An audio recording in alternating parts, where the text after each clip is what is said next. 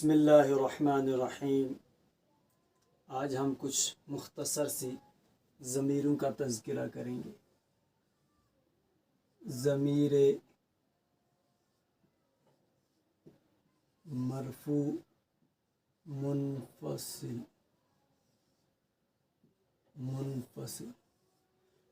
ضمیر مرفوع منفصل۔ پہلے آپ سمجھ لیں کہ ضمیر کسے کہتے ہیں۔ ضمیر جو اسم کے بدلے استعمال ہو، یہ اردو میں بھی استعمال ہوتی ہے، فارسی میں بھی، انگریزی میں بھی، عربی میں بھی، یعنی کہ ہر زبان میں استعمال ہوتی ہے۔ جیسے میں نے ابھی نام لیا، میرے پاس حامد آیا، پھر مجھے کہنا ہے کہ حامد اچھا ہے، حامد پڑھتا ہے، حامد بڑا بہادر ہے، تو میں بار بار حامد کے لفظ کو استعمال نہیں کروں گا، بلکہ میں پہلے استعمال کروں گا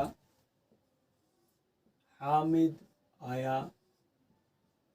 اب جب بولنا ہے آگے تو میں کہوں گا وہ اچھا لڑکا ہے، وہ اچھا لڑکا ہے، وہ بہادر ہے، وہ سخی ہے۔ تو اب دیکھیے آپ، حامد آیا، اب اس کے بدلے میں وہ استعمال کر رہا ہوں۔ وہ اچھا لڑکا ہے، وہ بہادر ہے، وہ سخی ہے۔ یہ وہ جو ہے یہ کون ہے؟ یہ وہی حامد ہے، لیکن زبان کا یہ طریقہ ہے کہ بار بار نام اس کا لیا جاتا نہیں ہے، اس لیے اب حامد کا نام نہیں لیا جائے گا، وہ اس نے۔ تو یہ اب جو اسم کے بدلے میں اب استعمال ہو رہا ہے، اس کو ضمیر کہتے ہیں، جس کو آپ انگریزی میں پروناؤن بھی کہیں گے، جو ناؤن کے بدلے میں استعمال ہوتا ہے، پروناؤن۔ تو یہاں پر اردو میں اس کو اور عربی میں ضمیر کہتے ہیں۔ یہ ضمیریں بہت ساری قسم کی ہیں، اردو میں بھی اور عربی میں بھی، لیکن ہم آج جو ضمیر پڑھیں گے وہ آسان سی ضمیریں ہیں، آپ کے پاس تھوڑا سا ان کا تذکرہ ہونا چاہیے تاکہ آگے چل کر آپ کو سمجھنا آسان۔ اور یہ بات آپ ذہن میں رکھیں کہ یہ ابھی میں ابتدائی پڑھا رہا ہوں، میں جان بوجھ کر مختصر کر رہا ہوں تاکہ آپ کا ذہن کسی الجھن میں نہ پھنس جائے، اور آہستہ آہستہ سٹیپ بائی سٹیپ آپ کو دوسری کتاب سمجھنا آسان ہو جائے، اور جس کو تفصیل ضرورت ہے وہ انشاءاللہ اس کتاب میں پوری تفصیل آئے گی۔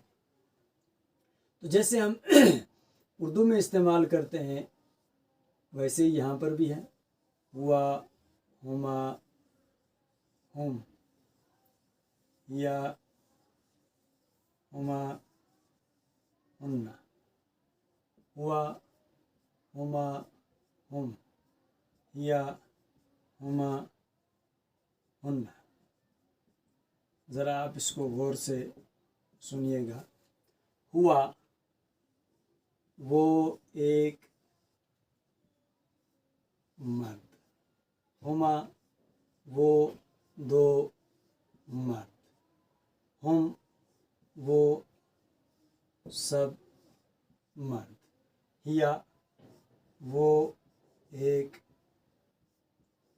عورت، ہما وہ دو عورتیں، ہن وہ سب عورتیں۔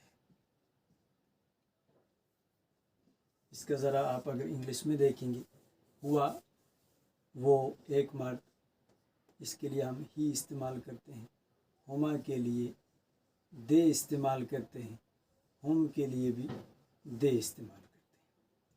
شی وہ ایک عورت، دو عورتیں تو دے، سب عورتیں تو دے۔ ہوا اگر ایک مرد کے بدلے میں، جیسے حامد آیا، اب ہمیں حامد کے بدلے میں استعمال کرنا، ہم کہیں گے ہوا۔ اگر دو آئے ہمارے پاس، حامد اور راشد، ہم اب ان کے بدلے میں اگر ضمیر استعمال کریں گے، ہم کہیں گے ہما وہ دو، حامد اور راشد۔ اگر ہمارے پاس حامد، راشد اور سلمان آئے تو تین ہو گئے، تو اب ہم جمع کی ضمیر استعمال کریں گے ہم۔ جبکہ اردو اور انگلش میں فرق نہیں ہے، دیکھیے دے دو کے لیے بھی، دے سب کے لیے بھی، لیکن عربی کی یہ خصوصیت ہے کہ ایک کے لیے الگ، دو کے لیے الگ، اور دو سے زیادہ یعنی کم سے کم تین اور تین سے زیادہ کے لیے جمع کا لفظ بولا جاتا ہے۔ دو کو تسنیہ کہتے ہیں، آپ پیچھے بھی پڑھ چکے ہیں۔ یہاں اردو کے حساب سے، انگلش کے حساب سے ایک اور دو، تین ہی ضمیریں استعمال ہے۔ کیوں؟ دے تو 4 جگہ پر ہیں، تو یہ ہو گیا ایک، ہی اور شی اور دے 3 ہی استعمال ہیں، لیکن عربی میں 6 استعمال ہیں، ہر ایک کے لیے الگ الگ۔ ہیا وہ ایک عورت، ہما وہ 2 عورتیں، ہننا وہ سب عورتیں، ہر ایک کے لیے الگ الگ استعمال ہو رہا ہے۔ اب اگر آپ کو وہ ایک مرد کہنا ہے، یہ مرد لکھنے کی بولنے کی ضرورت نہیں ہے آپ کو، لیکن یہ سمجھانے کے لیے میں نے لکھا ہے کہ ہوا سے مراد وہ ایک ہے لیکن مرد ہے، عورت نہیں، عورت کے لیے ہیا ہے۔ اور اگر 2 مرد ہیں تو ہما دونوں کے لیے سیم ہے، مرد کے لیے بھی اور عورت کے لیے بھی۔ اور اگر بہت سارے مرد ہیں تو اس کے لیے ہم استعمال ہوگا، بہت ساری عورتیں تو اس کے لیے ہننا استعمال ہوگا۔ ہر زبان میں ایسا ہی ہوتا ہے کہ کچھ ضمیریں غائب ہوتی ہیں، یعنی جو سامنے موجود نہیں ہوتے، ان کے بارے میں ہم کہتے ہیں جیسے وہ مرد، تو وہ ہمارے سامنے موجود نہیں ہوگا، یا اگر موجود بھی ہوگا تو اس کو آپ عربی میں اور اردو میں غائب کہتے ہیں، لیکن انگلش میں آپ اس کو کہتے ہیں 3rd پرسن، یعنی ایک ہو گیا 1st پرسن جو بات کر رہا ہے، 2nd پرسن جس سے بات کی جا رہی ہے، اور 3rd پرسن جس کے بارے میں بات کی جا رہی ہے، چاہے وہ موجود ہو چاہے غائب ہو۔ تو یہ جو غائب کا لفظ استعمال کرتے ہیں، اس کا صحیح معنی وہ نہیں ہے کہ وہ غائب ہوگا تب آپ استعمال کریں، وہ موجود ہو تب بھی آپ اس کے لیے ہوا استعمال کر سکتے ہیں۔ البتہ یہ ہے کہ ایک بولنے والا ہوگا جس سے بول رہا ہوگا، اور تیسرے کی بات اگر کر رہا ہے تو وہ تیسرا غائب مانا جاتا ہے، جس کو انگلش میں 3rd پرسن کہتے ہیں۔ تو یہ 6 ضمیریں 3rd پرسن کی ہیں، غائب کی ہیں۔ اب ایسا بھی ہوتا ہے جیسے کوئی سامنے موجود ہے تو ہم کہیں گے تو ایک مرد، تم 2 مرد اور تم سب مرد، تو عورت بھی سامنے موجود ہو سکتی ہے، تو ایک عورت، تم 2 عورتیں اور تم سب عورتیں۔ تو وہ جو حاضر کی ضمیریں ہیں ان کے لیے لفظ استعمال ہوتا ہے انتا، انتا، انتما، انتما، انتم، انتم، انتی، انتما، انتن، انتن۔ دیکھو انتا، انتا کا مطلب ہے یو، تم ایک، انتما یو، تم 2، انتم یو، تم سب، انتی یو، انتما یو، انتن یو۔ انگلش میں سب کے لیے ایک ہی یو استعمال ہوتا ہے، جبکہ عربی میں انتا تو ایک مرد، تو ایک مرد، انتما تم 2 مرد، انتم تم سب مرد، انتی تو ایک عورت، انتما تم 2 عورتیں، انتن تم سب عورتیں۔ اگر ہمیں کہنا ہوگا یو، انگلش میں تو واحد کے لیے بھی، تثنیہ کے لیے بھی، جمع کے لیے، سنگیولر اور پلورل دونوں کے لیے یو ہی استعمال ہوتا ہے، لیکن عربی میں الگ الگ استعمال ہوتا ہے۔ انتا اگر ایک مرد ہوگا تو انتا تو ایک مرد، انتما تم 2 مرد، انتم تم سب مرد، انتی تو ایک عورت، انتما تم 2 عورتیں، انتنا تم سب عورتیں۔ انتما اور انتما دونوں جگہ سیم ہے، یہ جہاں ہم پڑھ رہے ہوں گے، جو لکھ رہے ہوں گے، اس کے حساب سے ہم یہ سمجھ سکتے ہیں کہ کہاں کیا استعمال ہو رہا ہے۔ تو یہ تھوڑی سی آپ کے پاس ضمیریں ہیں، یہ حاضر کی ضمیریں ہیں 6 والی، اور یہ 6 غائب کی ہیں۔ غائب مطلب 3rd پرسن اور حاضر مطلب 2nd پرسن۔ تو آپ دیکھ سکتے ہیں کہ عربی میں الگ الگ ہے، انتا، انتما، انتم، انتی، انتما، انتنا، تو ایک مرد، تم 2 مرد، تم سب مرد، تو ایک عورت، تم 2 عورتیں، تم سب عورتیں۔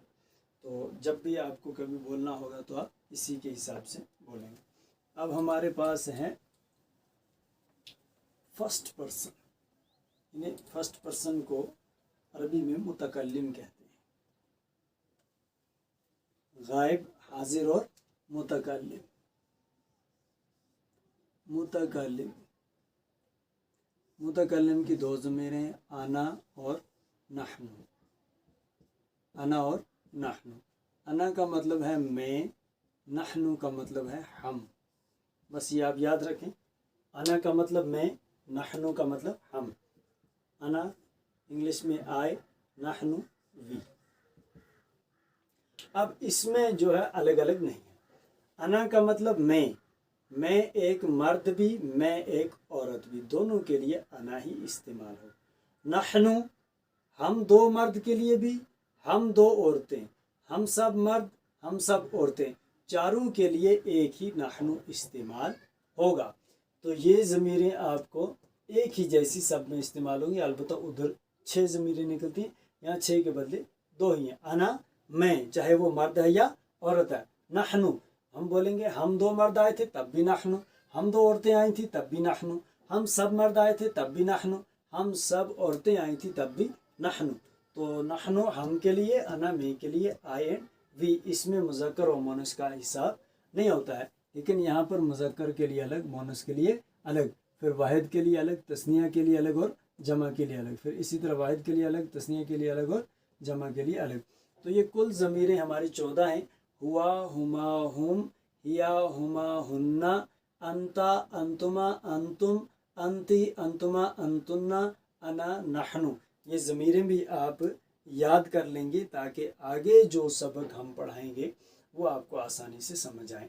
अब इसके बाद वाला जो सबक होगा वो हमारा जुमला इस्मिया और जुमला फ़ेलिया का होगा, जो बहुत ही अहम सबक आने वाले हैं। उसके बाद आपको दूसरी किताब अच्छी तरह से समझ आएगी। और जुमला इस्मिया के लिए ये जो बुनियादी बातें मैं पढ़ा चुका हूँ ये ज़रूरी हैं, और इसके बाद वो बातें आपके सामने आएंगी।